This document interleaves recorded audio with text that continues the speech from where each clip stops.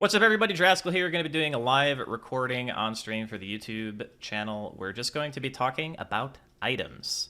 Everyone wants to know, what do I buy? What do I do? What do these things do? How do I get them? How do I get flex slots? What are flex slots? What do the tiers mean? We're going to cover as much stuff as we can in the shortest amount of time. So we're going to go a little fast. First thing you're going to notice at the top, we're already on the item screen. You got weapon, vitality, and spirit items. Now, every single one of these, aside from category, is sorted by tier. If you look on the left-hand side, you'll see 500 souls in the top row, 1250, 3000, and then 3600. These are simply how much the items cost. Now, in addition to that, the tiers are also separated by a base bonus that they give you if you hover over an item. So for tier 1 and weapon, you get 6% weapon damage. Tier 2, you get 10. Tier 3, you get 14. And then finally, tier 4, you get 18. Now, every category has its own bonus. For example, vitality gives health, and then spirit obviously gives spirit power. So when you're thinking about stuff to buy, the first thing you need to remember is that you want to scale either your abilities or your gun damage based on character. Now, there are plenty of build guides out there that you can access in-game by going into the hero sandbox that is accessed by clicking on the heroes menu and the main screen. Click any hero there, and then go to sandbox. So wait, did I say 3600? It doesn't matter. 6300, they'll know. It's fine. RDO can edit it out. Not a problem. Anyway, as we were saying. So, when you're thinking about stuff to buy in the very early game, this is probably the most important time to buy the correct stuff.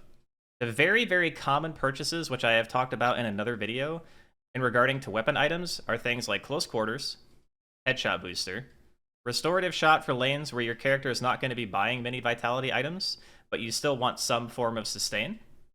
And then things like hollow point for spammy lanes because it gives spirit shield health, high velocity mag for the characters that have not so good bullet speeds, such as Kelvin and Dynamo. These guys love this item to make sure they can actually get the CS. And then for vitality, you have extra regen, awesome for spammy lanes again. Extra stamina to make sure you go from 3 to 4 stamina. That way you can do 2 dash rolls or dash jumps before you're actually out of stamina completely. And then things like melee lifesteal or healing right if you actually need even more sustain than that. Now in this category, there's a lot of choice where you're thinking about, am I actually spamming abilities or am I trying to more or less just absorb damage and sustain the lane? Now, my personal preference, for those who are curious, I buy Spirit Strike, this item, on a lot of characters that don't even punch, simply because 100 spirit shield health and 1 health regen for an item like this is enormous. And if you do punch and also have a spirit damage ability on top of that, you're going to be making them take extra damage because of the -12 spirit resist. So let's go think about an example of a character that we could apply for these 500 items. So we're going to go back here. We're going to go to the hero tabs, and we're going to play a character that I really like to play a lot as Kelvin. So we're going to go into the sandbox, and I'll show you a typical inventory that I would perhaps buy in the beginning of a game. And as I said earlier, there are a ton of builds. If you hit browse here on the top right, you can see all the public builds. If you want to have it just on all the time, you can click the favorite button. But for now, I personally just like to go through the actual tabs themselves and figure out what I want. So let's say I'm laning against a character who I know has a better gun than me. Any sort of bullet speed is probably going to beat Kelvin's. So I definitely am going to need this item. The bullet velocity, again, allows me to hit creeps. Really like that. Now, let's say I'm at a 1v1. Obviously, there's not a lot of characters in the game right now. Later on, once they add more, you're probably not going to be 1v1ing on Kelvin too much. This character is more meant for a 2v2. But in the current state of the game, you might find yourself in that situation. So what is a really good damage item for Kelvin to make sure that in our 1v1s we're able to trade decently? The two options that I like the most are close quarters, because obviously this character is quite tanky, and as long as you're within 15 meters of the target, you get an extra 25% bonus damage. The other option, if you're really confident in your ability to aim, is headshot booster. Now, this says headshot bonus damage plus 45. That means a flat number. So you're getting a 45 bonus every single time you hit him in the head, in addition to the base damage that your gun already does. Now, I believe this also scales off of your weapon damage itself. But if you're doing well in lane on the first few waves, like you're high health, you're feeling pretty good about your ability to trade, you could easily purchase either of these items and it would be totally okay. Now let's say the lane isn't going so good, and you're like, I'm kind of, I'm getting poked down, I'm getting chipped. This guy maybe just has better aim than me, or he has a really spammy hero that I don't really know what I'm doing, right? So the first thing you need to remember is that extra regen is almost as effective as putting on a healing right off cooldown, right? So this is 370 health every 60 seconds. But the problem with this item in a lot of lanes is that you don't really want to sit back and let the other guy hit the creeps all the time. You want to be able to contest pretty much constantly. Now, there is a place for this item, and we'll probably talk about it in another video, but what I would recommend is buying extra regen. Now, this one you don't even have to think about. It's 11% base HP, which means if you start with 600 health, you're going to get 66 life, right? Pretty easy math. You get the 2.8 health per second regen on top of that. You get extra ammo, and the item also gives flat HP. So this takes us from 600 health to 691, right? And you'll notice on the health bar, actually the sandbox health regeneration is a little bit buggy, it appears, because it shows me at 106.3. We obviously don't have that much. But the 2.8 plus the base, it'll put you around 4.5 health regen a second. Now you're going to say, that doesn't really seem like a lot, 4.5 a second. But trust me, the item is absolutely bonkers. Now there are some characters that like to throw hands, right? Then you have another item option called Melee Lifesteal.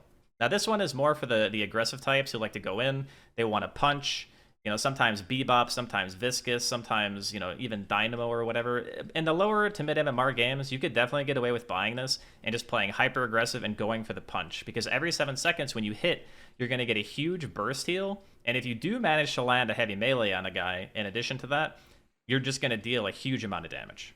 Now the cool thing about Melee Lifesteal is it also actually works on creeps now. If you punch a creep, you're guaranteed to get 50 health back every single time, so long as you're charging the melee attack. Now, extra stamina is really nice if you need to dodge consistently. So let's say we are playing against that super spammy lane. A Geist is throwing grenades at you, or you keep having to get behind cover because there's a Vindicta and she's floating in the air, or you're getting charge shot by a Grey Talon and you're just crying in real life and you don't know what to do. You can buy this to dodge. As you can see now on the right, or above the ammo, you can see that we have 4 stamina. So that means we can do a roll jump 2 times before we're out of stamina. If we didn't have that, I just accidentally picked up a movement, but that's okay. You get the idea. We would not be able to do that twice. We would only be able to do it once, and then the second one would simply just be a roll. So if you're trying to maneuver, very, very good to have extra stam in the early game. So finally, we got the spirit items. Ammo Scavenger, personally, is something that I've been thinking about toying around with, especially with the characters that have slower firing weapons and just simply don't have a lot of ammo like Kelvin. This is one that I personally haven't played with too much, but I think it does have potential. Interestingly enough, the most common purchaser of Ammo Scavenger is Haze, but that's for a little bit of an unrelated reason. Extra charge, self-explanatory. If you have a charge ability, this one just gives you extra. If you want to throw more shit at the enemy, just buy this one. Not much else really to say. Extra spirit, another great sustain item. I have 1 health regen on this, I get 35 bonus HP, and I get a total of 12 spirit power because the base T1 item gives me 4, and then I get 8 from the item itself. So if I were to purchase this, and then I want even more shield, like let's say I also picked up a Spirit Strike, which we also touched on a little bit. If you look right now, I actually have almost 900 effective health versus spirit damage. So you can see the 2 barriers to the right of my health bar. The 50 is the bullet shield, and the purple one, the 100, is a spirit shield.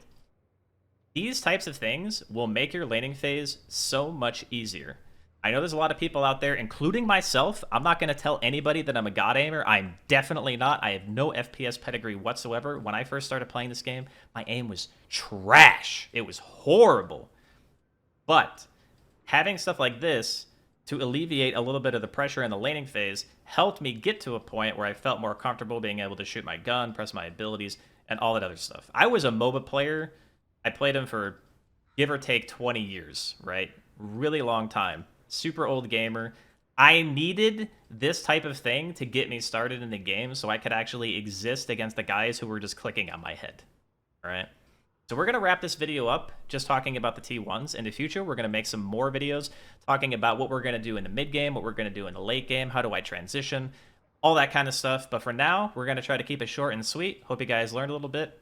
Thanks for watching. If you want to check me out on Twitch, you can at twitch.tv/Draskyl. Hope you're having a nice one. We'll see you soon.